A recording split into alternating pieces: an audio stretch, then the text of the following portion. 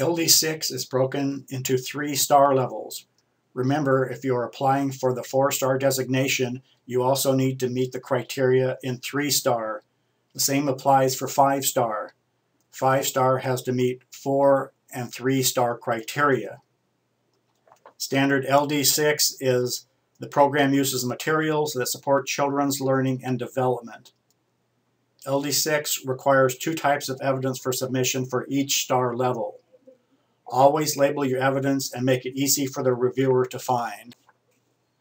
The first type of evidence is a written description. The second type is photographs. Written descriptions need to address how the criteria are met in the program using specific examples of practices. The photographs must support the written description. Programs with multiple classrooms and age groups need to include clearly labeled evidence for each classroom and age group and explain how any shared space or equipment is used by each classroom and age group in an age-appropriate way. At the 3-star level, the evidence needs to demonstrate that the program uses basic material that supports children's learning and development. The evidence should reflect the guidelines in these 6 bullet points.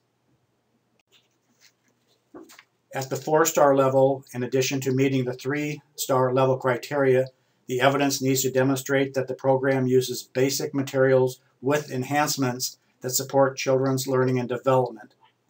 The evidence should reflect the guidelines in these 3 bullet points. At the 5-star level, in addition to meeting the 3- and 4-star level criteria, the evidence needs to show that the program uses a wide selection of materials such as dress-up clothes and play foods that support children's learning and development. The evidence should reflect the guidelines in these 3 bullet points.